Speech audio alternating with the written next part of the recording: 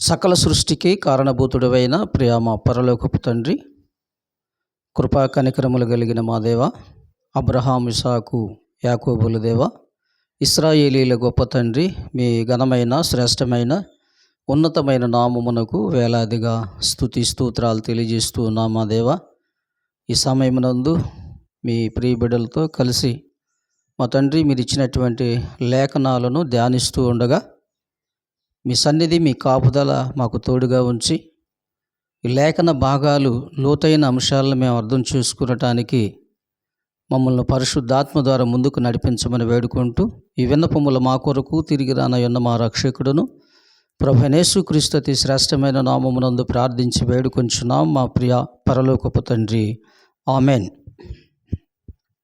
ప్రభునందు ప్రియులరా, ఈరోజు మనం క్రైస్తవ సమాజాన్ని చూస్తున్నాం. ఈ క్రైస్తవ సమాజం ప్రార్థనలకు వెళుతున్నటువంటి అనేక మంది విశ్వాసులు, దేవుని యందు భయభక్తులు కలిగిన వారు మరి ఎంతో భక్తిగా చర్చిలకు వెళుతున్నటువంటి విషయాన్ని ఈరోజు మనం చూడగలుగుతున్నాం. అయితే ఇక్కడ మనం గమనించాల్సిన ఒక అంశం ఏంటంటే, చర్చిలకైతే వెళుతున్నారు కానీ లేఖనాలు ఇంటి వద్ద ఉన్నప్పుడు మనకి ఖాళీ సమయం దొరికితే ఆ ఖాళీ సమయంలో ఆ బైబిల్ గ్రంథాన్ని చదవాలి. ఎందుకంటే బైబిల్ గ్రంథం అనేది మరి ప్రపంచ జ్ఞానం, అది భూ సంబంధమైనది, పర సంబంధమైనది బైబిల్ జ్ఞానం.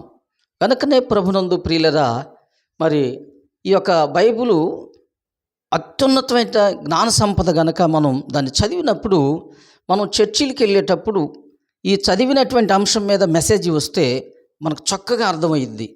మనం చదవకుండా చర్చిలకు వెళ్ళి కూర్చొని అక్కడ ఆ సేవకుడు చెప్తున్న దాన్ని మనం వింటున్నప్పుడు ఏం అర్థం కాదు. ఏంటంటే అనాలోచనతో ఉంటాం. అయితే ఇక్కడ చర్చిలకు వెళ్తున్న వారి విషయం ఒకటి మనం గమనించాల్సిన అంశం ఏంటంటే, ప్రార్థనకి వెళ్తే బాగా ఈ భూలోకంలో సంతోషము, సుఖశాంతులు, సిరి సంపదలు వస్తాయి అనేటువంటి ఆలోచనతో వెళ్ళేవాళ్ళు ఈ రోజున మనం 100కి దరిదాపు 75 మందిని చూస్తూ ఉన్నాం.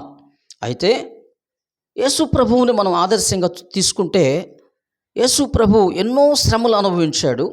ఆయనకి భూలోకంలో ఎక్కడ కూడా నివాసం అనేది లేదు. అయితే మనం వెళ్ళేది ఏంటంటే, చర్చిలకు వెళ్ళే వాళ్ళని మనం ఈరోజు సాక్ష్యాలు చూస్తూ ఉన్నాం. ఏమైనా సాక్ష్యం చెప్తున్నారు? మేము చర్చికి వెళ్ళాం, మాకు ఆర్థికంగా బాగుంది, మా కుటుంబాలు బాగున్నాయి, మా పిల్లలు ఉద్యోగాలు చేస్తున్నారు అని ఈ భూలోకంలో సంబంధించిన విషయాలతోనే సంతృప్తి చెందుతున్నారు. చర్చికి వెళ్ళాల్సింది దేని కొరకు అనేది ప్రశ్న. అసలు చర్చికి వెళ్ళే దేనికి, భక్తిగా ఉండే దేనికి అనేది ఒకసారి మనం వాక్యానుసారంగా మనం చూసినప్పుడు, చర్చికి వెళ్ళేది ఆత్మరక్షణ కొరకు. దేవుని యందు భయభక్తులు కలిగి మన ఆత్మన రక్షణ మార్గంలో నడుపుకోవాలనే దానికి చర్చి కానీ, భూలోకంలో భౌతికంగా వచ్చేటువంటి ఈ సమస్యలను జయించడానికి చర్చి కాదని బైబిల్ లేఖనాలు బోధిస్తూ ఉన్నాయి. అవి తెలియకపోవటానికి కారణం ఏంటి? పరిశుద్ధ గ్రంథంలో ఏమి రాసిందో చదవట్లేదు కనుకనే మనకు తెలియట్లా. ఎప్పుడైతే మనం దాన్ని చదువుతామో అప్పుడు దాన్ని పూర్తిగా అవగాహన చేసుకోగలుగుతాం. ప్రార్థనకి వెళ్ళే వాళ్ళు ఎన్ని సమస్యలు వచ్చినా సరే ఆ సమస్యలను జయిస్తారు. దేన్ని బట్టి జయిస్తారు అంటే, యేసుక్రీస్తు ప్రభువారు ఆయన ఈ లోకంలో ఎన్నో శ్రమలు వచ్చినప్పటికీ కూడా ఆ శ్రమలన్నీ కూడా ఆయన జయించాడు. ఆ జయించి అంటాడు ఆయన, నేనే మీకు మాదిరిని అన్నాడు. అంటే ప్రార్థనా జీవితం కలిగిన వారు, భక్తి కలిగిన వారికి భూలోకంలో శ్రమలు లేవు అని బైబిల్ గ్రంథంలో చెప్పలేదు, యేసు ప్రభు జీవితంలో చెప్పలేదు.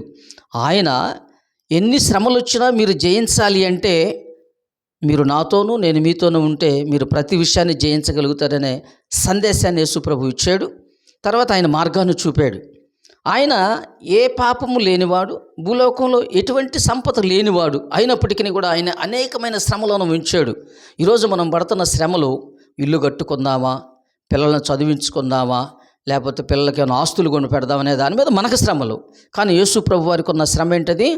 వీళ్ళు తెలియకనే ఈ లోకం శాశ్వతం అనుకొని ఈ లోకంలో ఉన్నటువంటి సిరి సంపదలు ఈ యొక్క ఆ, సంతానం అంటే ఒక కుటుంబంలో ఉన్నటువంటి కొడుకులు, కూతుళ్ళు, మనవలు, మనవరాళ్ళు వీళ్ళందరూ శాశ్వతం అనుకునేటువంటి ఆలోచనతో వీళ్ళు మందిరాలకు వస్తున్నారు అనే అభిప్రాయంతో యేసు ప్రభు ఆ యొక్క సిలువును మోసుకొని వెళుతున్నప్పుడు ఆయన ఆ పడుతున్న కష్టాలను చూసి అనేకులు ఏడుస్తున్నప్పుడు ఆయన ఒక మాట అన్నాడు.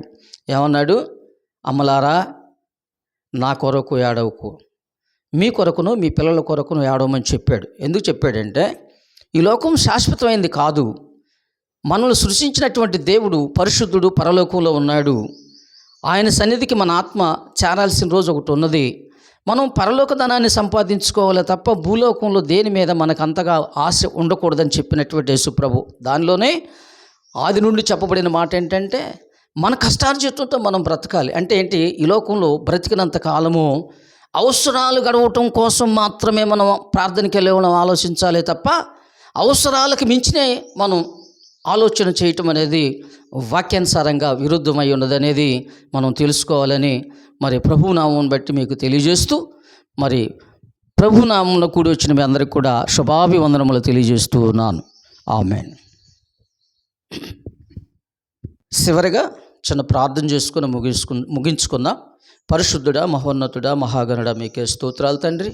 ఇప్పుడు వరకును మీ సన్నిధానంలో మరి ఈ పరిశుద్ధ గ్రంథంలో అనేక మంది పరిశుద్ధుల ద్వారా మరి దేవదూతల ద్వారా మీరు మాట్లాడినటువంటి అనేకమైన విషయాలు మేము తెలుసుకొని మా జీవితాలను సరిచేసుకోవడానికి మీరిచ్చిన ఈ శ్రేష్టమైన సమయాన్ని బట్టి తండ్రి, మా అందరి పక్షమందు, సంఘపక్షమందు మీకు వేలాదిగా స్తుతి స్తోత్రాలు తెలియచేస్తూ ఈ విన్నపములు మా కొరకు తిరిగి రానయున్న మా రక్షకుడును ప్రభు అయిన యేసుక్రీస్తు అతి శ్రేష్టమైన నామమునందు ప్రార్థించి వేడుకొంచున్నాం మా ప్రియ పరలోకపు తండ్రి.